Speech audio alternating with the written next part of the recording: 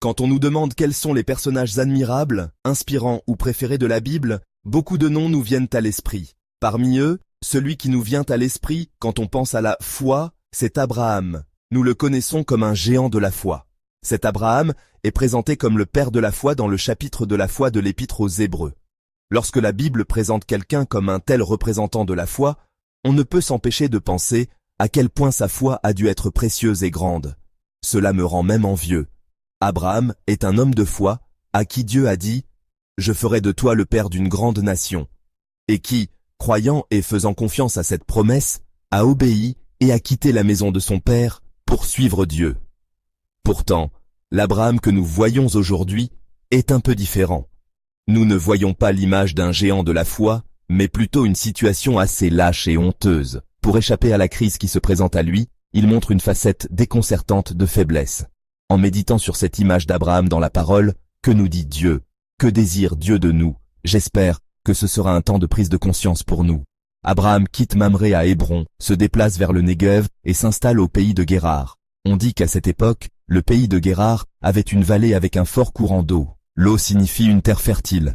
On suppose donc qu'il s'est déplacé vers une région fertile. Ce pays de Guérar était gouverné par Abimélec. En y arrivant, Abimélec prend Sarah, la femme d'Abraham. Dans la société antique du Proche-Orient, il était courant que les rois prennent des femmes étrangères comme concubines ou épouses. C'était une coutume pour les rois d'amener des femmes au palais, surtout si elles étaient de noble lignée ou d'une grande beauté. Et le roi était celui qui possédait un tel pouvoir absolu. Un seul mot suffisait. On pourrait se demander à quel point Sarah était belle. Mais peut-être qu'Abimélec connaissait déjà la puissance formidable qu'Abraham avait montrée en sauvant Lot et voulait former une alliance avec cet homme victorieux. Mais pourquoi cela est-il arrivé? Lisons ensemble le verset 2. Genèse 22. Abraham disait de sa femme Sarah, « C'est ma sœur. » Abimélec, roi de Guérar, envoya chercher Sarah et la prit. Abimélec a pu envoyer chercher Sarah parce qu'Abraham l'avait présentée comme sa sœur. Alors, pourquoi l'a-t-il présentée comme sa sœur? Il avait peur que s'il savait que Sarah était sa femme, il le tuerait, lui le mari, pour la prendre. Du cœur humain, quelle mesquinerie de la part de ce mari. Il a présenté la femme qu'il devait aimer et protéger comme sa sœur et la livrer.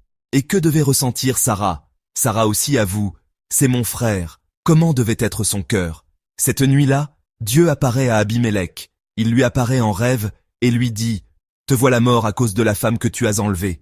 En effet, elle est mariée. » Dieu révèle la vérité et lui ordonne de rendre la femme.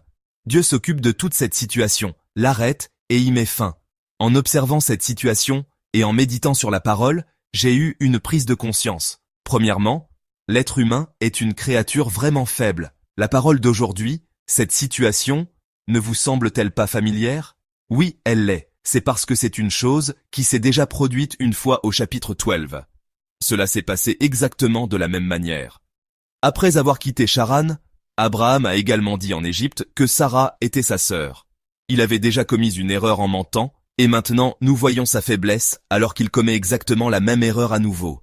Que s'est-il passé lors de l'incident précédent en Égypte au chapitre 12? Il a subi une grande humiliation de la part de Pharaon. En subissant cette grande honte, il a terni la gloire de Dieu. Abraham a également expérimenté personnellement à quel point il est dangereux de se fier à ses propres pensées.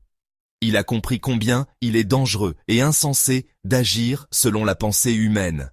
Néanmoins, Abraham, comme s'il ne pouvait même plus s'en souvenir, commet à nouveau cette erreur honteuse.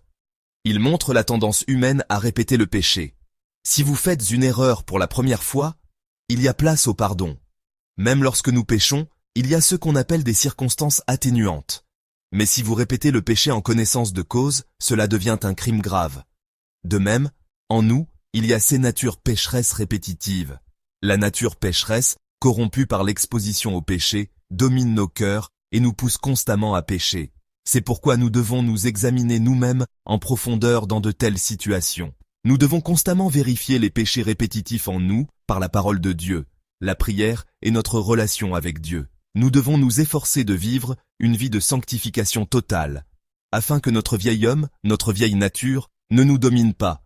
Sans effort, nous ne pouvons pas vaincre. C'est notre faiblesse humaine qui nous fait retourner au péché. Dieu nous dit de nous débarrasser du vieil homme et de revêtir l'homme nouveau, créés selon Dieu dans la justice et la sainteté. Nous sommes si faibles. Si nous ne faisons pas attention, nous tombons dans le péché. Comme le montre le passage d'aujourd'hui, même un géant de la foi est tombé. Même si nous prions toujours, prenons des résolutions et confessons que nous ne le ferons plus jamais, nous tombons encore, nous commettons encore des erreurs et nous sommes encore secoués par la peur. Il peut sembler que notre foi s'améliore petit à petit, mais à un moment donné, nous nous retrouvons au même point. Par conséquent, chers frères et sœurs, nous devons admettre notre faiblesse. En admettant notre faiblesse, nous devons nous efforcer de nous libérer complètement du péché répétitif, en nous souvenant que Dieu désire que nous vivions une vie de sanctification. Je crois que nous devons persévérer dans cet effort. Une deuxième méditation tirée de ce passage est que la croissance de la foi n'est pas quelque chose que le passage du temps peut résoudre seul.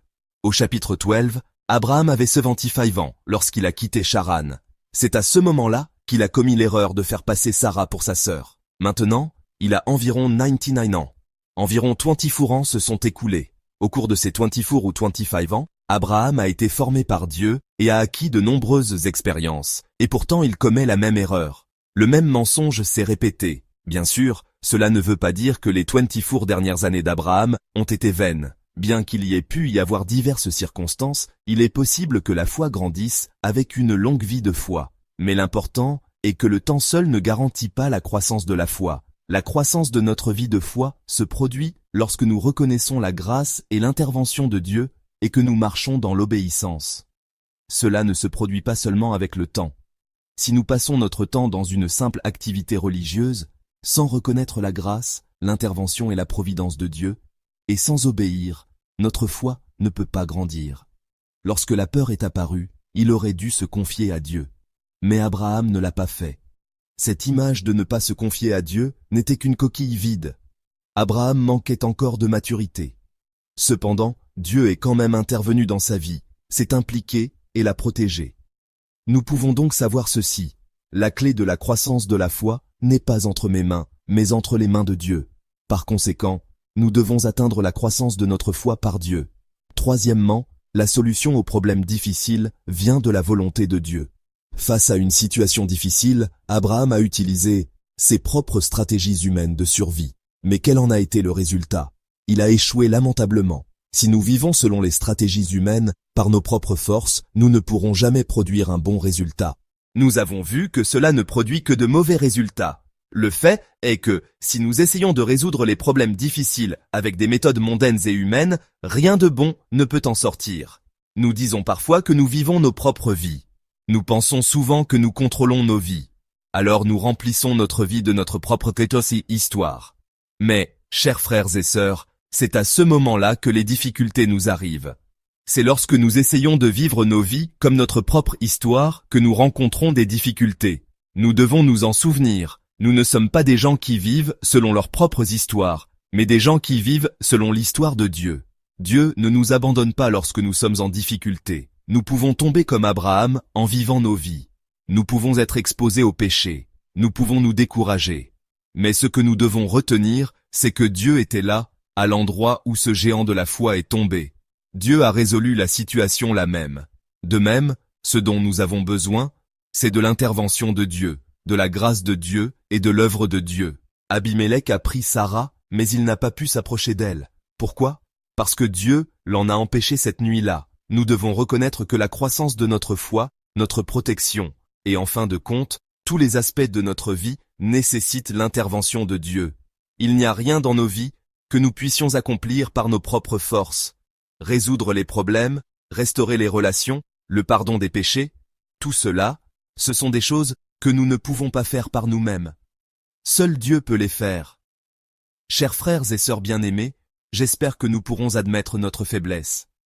Et ainsi, j'espère que nous pourrons vivre une vie où nous confions tout entièrement à Dieu.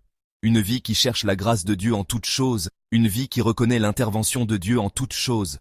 Je nous bénis, vous et moi, pour que nous vivions une telle vie. Nous devons rejeter la partie de nous qui veut répéter le péché, nous examiner constamment et vivre une vie sanctifiée. Nous devons continuer à faire un pas après l'autre, vers Dieu, vers Dieu. Nous pouvons alors tomber. Nous pouvons nous décourager. Mais Dieu est à cet endroit. Je nous bénis pour que nous devenions des personnes qui croient au Dieu qui est avec nous.